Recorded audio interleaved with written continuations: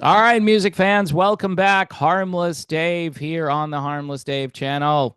Talking about, well, let me be honest, it is a really slow day in the world of geezer rock, and I am here to just kind of like break even and hopefully get through this video as I do this in real time for a few real people out here, just like you and just like me. Probably the most interesting thing in this video will be the Two Bad Gyms and their album Over the Hill. Thanks to the band for sending this out to me. This is a tribute to the great R.L. Burnside. Hardcore blues, power trio, grungy, greasy, grimy guitar work. It's different. So if you're not into different, this isn't a pop record, all right? This is as anti pop. I think this is about as anti pop as anything can be, which this is why I like to share stuff like this. I like to go against the grain. All right. So,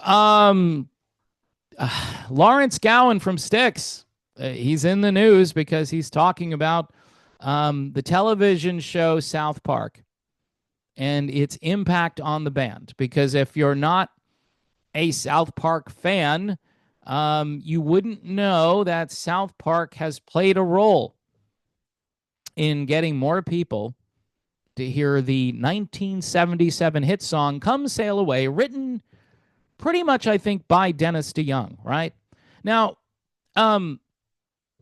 they've got a recent picture of Lawrence Gowen, and this is really weird to me, right? So they have this narrative, this sticks, and I've already done this in like 100 videos on the other channel. I did like 100 videos on this, something. People were getting on me. People were doing videos to counter my video. Um, like, this is a really important thing. More important than, say, the war in Ukraine. This is way more important. But anyway, people would do these videos because I would say, they should probably let Dennis DeYoung back in Styx. And so Styx has this narrative, though, and a lot of people have this narrative. Well, Dennis ruined the band because he was too wimpy. He's hanging out with Liza Minnelli. He likes show tunes. He would write a Broadway musical if he could. Dennis is just too wimpy for Styx. He ruined the band. And as time goes on, fans are like, hey, do you guys, do you play Roboto? Do you play the best of times? You really should play those songs. Those are good songs. How come you're not playing those songs? They're still not playing Babe, nor will they ever play Babe. I don't think they will. It would be the cave of the century. If I were Dennis DeYoung, I'd have a press conference if they decided to start playing Babe. A lot of people are like, I'm glad they don't play Babe. That is the worst song ever. Doesn't sound like Styx. It did at the time. That guitar solo totally sounds like a Styx song. And that's Tommy. Tommy put a very nice guitar solo on that. So anyway, Lawrence Gowen is praising South Park. Yeah, that's the video. I know. You're like, okay, I'm watching because you're going to talk about Lawrence talking about South Park and their influence on Styx. Yeah, Come Sail Away, I guess, was a big deal when it was used in South Park. Lawrence Gowen acknowledged how the show brought younger listeners into their fan base. Now, is Come Sail Away, is that kind of a wimpy song? I don't know. I mean, it could be considered kind of a wimpy song, right? I mean, it's vintage and classic Dennis DeYoung. One thing that's pretty interesting is this guy Cartman, who obviously is in the show and ends up singing this, has apparently gotten a lot of people into Styx. And this is what Gowen says. The Cartman version of Come Sail Away, to my mind, is the definitive version. Now, if this is tongue-in-cheek, right? This is tongue-in-cheek. I kind of get what Gowen is trying to do here. And then he goes, I'd put the original recording of Styx next. So the original recording features that guy that nobody wants to talk about. He can't even say, I would put the Dennis DeYoung version next. And then he goes, I'd put my own version third. So that's the kind of avoidance that happens when you're Lawrence Gowen or Tommy Shaw or JY. You just don't talk about Dennis DeYoung. You just don't. You find ways not to mention. So the original recording, who did that feature, Lawrence? Who was singing on that version? He admits he puts his own version third. Yeah, I would probably put Gowen's version last too. I would put Cartman ahead of Gowen. It's just wow. And yeah, I guess it's self-deprecating and all that stuff, but while Gowen's praise of Cartman's version was a little tongue-in-cheek, the rocker confessed he's a long-standing fan of South Park. All right. This just touches all those benchmarks in the culture, right? I've got to acknowledge South Park, and this will make a great article. This will make a great interview with some boomer website, right? This is perfect. It's just tragic. In the meantime, Styx is going out on tour again. I'm still hearing rumors and murmurings about a possible one-off with Dennis. I don't know.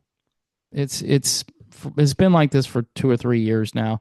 Dennis hasn't gone back out on tour, I've noticed. I thought he might this year.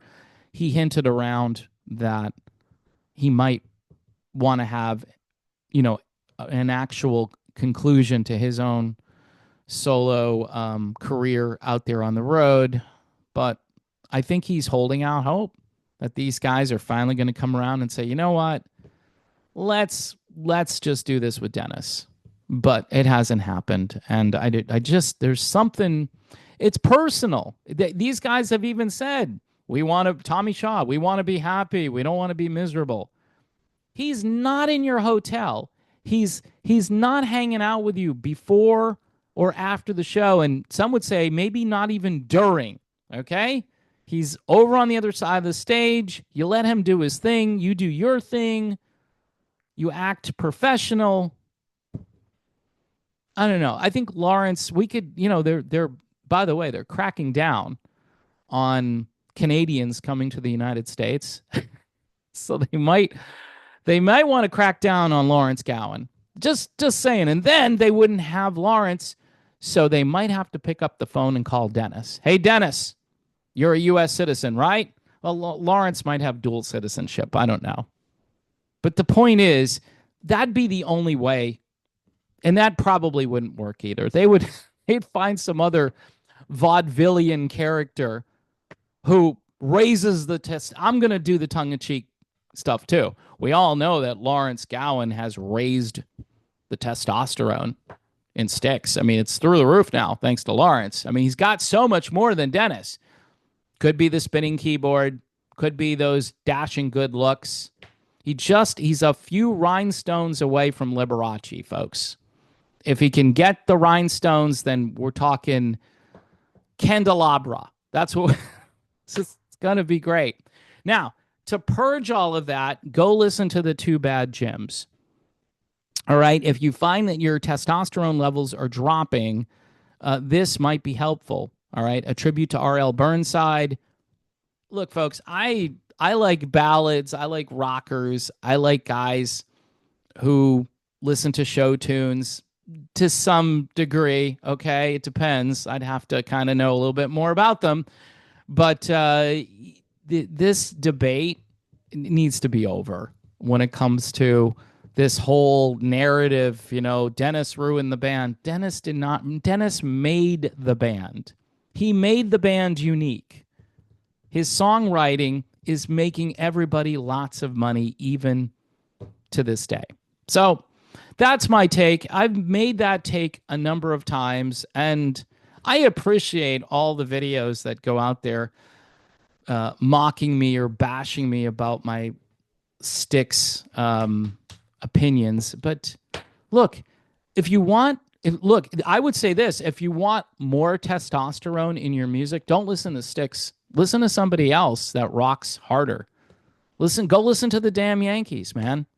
Ted Nugent. Go listen to Stranglehold over and over again. That'll get the meat eating stuff through the meat eating carnivore instincts. Yeah. I don't know, folks. Music is good if it's good. That's the bottom line. If it's not good, then it's not good. And it doesn't matter what style it is. There are a few genres I don't like, but for the most part, if I can listen to, the Two Bad Jims, I can also listen to some yacht rock or some country or some smooth stuff. We are really just rewriting history in order to just shame one man, and he shouldn't have any shame. He should be proud of what he's done, and that would be Dennis. But